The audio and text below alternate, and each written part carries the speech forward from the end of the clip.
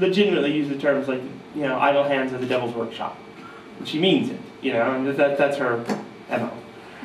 So she was like, thank you very much, we'll get back to you, and stuff like that. So I like run up to my room, check out the calendar. It's like May 24th, thank God it was a Saturday. So I beg her to confirm this thing. So we get on the show at BB King. And it's like, it's going to be so fantastic. So I'm like, well, I have to have something to wear, you know. It's not standard issue. You can tell it's laundry day for me because underneath this shirt is Joe Bonamassa swag, you know. Anyway, so you can tell, I run up to my room, I'm like, May 24th, so we go to the mall. I had to put a little bit of a stash of money away. My shocked.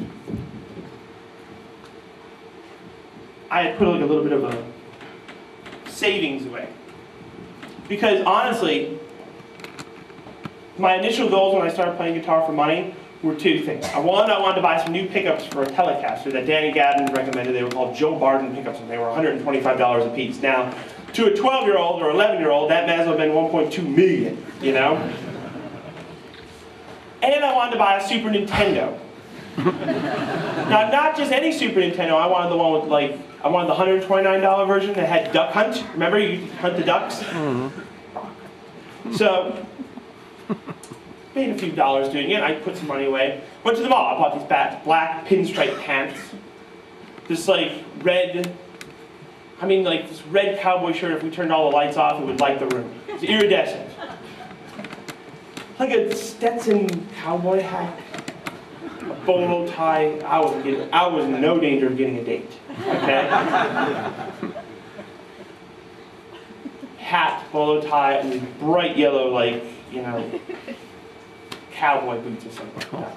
And I thought I looked good. Mom didn't think so, but I thought I looked good. So we show up to this festival, and, you know, I'm like 11 years old, high on, you know, Orange Crush soda, probably a Snickers bar, undiagnosed ADD, you know, running around like a crazy man. Like, guitar behind the back, the whole nine. Till I look to my left, which would be your right, and I see a guy in a bright red sparkle coat. And he's like, staring there, and it's BB King. So, mind you, this is probably 150 people. There's 5,000 people watching me play. Poorly, probably. And I'm watching this, and I have my back to the audience. And he finally goes.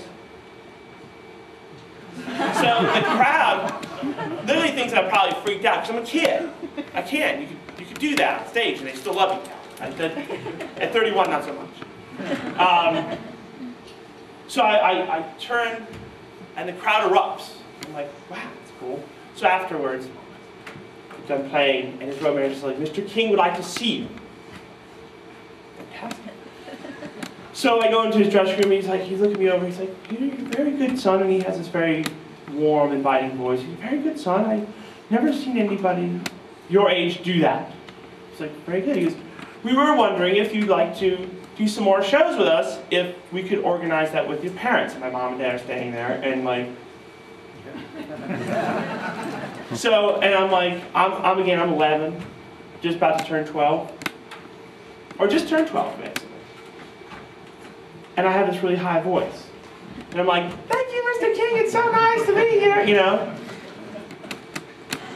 We get invited to 20 shows that summer of the Northeast with BB King. So summer vacation comes about. I'm going into 8th grade, and this is fantastic. So now mind you, I've never been on a state in New York until that point.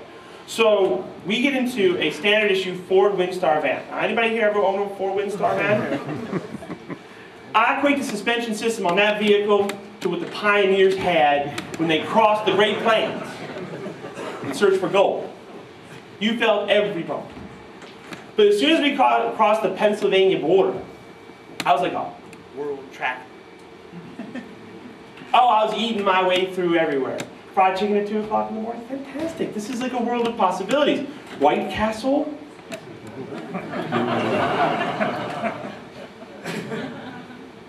Anyway, So we go out and do these 20 shows with B.B. King, and I had the time of my life. Who wouldn't? You're out there seeing the country for the first time. You're playing in front of people every night. You're doing, just having the time of your life. So September 1st comes, what happens? School. Reality check. Harsh reality check. So, go back to school, and we were assigned homerooms. I don't know if you do here in Wisconsin. Do you have homerooms where like all the kids have to, report there for like their daily brief, and then they send them out and, whatever. So we had a homeroom teacher in 8th grade that had kind of a reputation. I don't know how many teachers in the room, but you know the kind of teacher that maybe should have taken the silver pen retirement package as opposed to the gold pen retirement package. Just hung around a little bit too long, maybe burned out on education. That was him. So we get in there and he's like, and fear is palpable in the room. Sit down, and mind you, I'm just a shy kid, I just want to get through my day. Sit down at the desk. He's like, ladies and gentlemen, please take out a standard issue piece of paper in 500 words or less. Write what you did on your summer vacation. This is the one instance in my life where the lie would have been easier than the truth.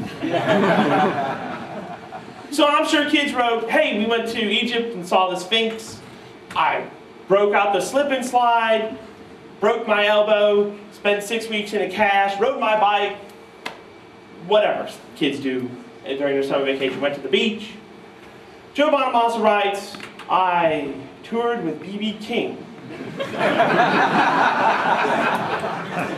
Now mind you, Town, when they ask you to write these things, they don't care what you do. They just want to know if you know the difference between I before C, I before E except after C, and the difference between where and were, punctuation, grammar. So everybody gets their paper back the next day. B-, A+ for the kids who studied over the vacation. I get whatever kid dreads over my name too. He did it on purpose. Oh, just like right on my name, Reading. See me after class. So I then waddle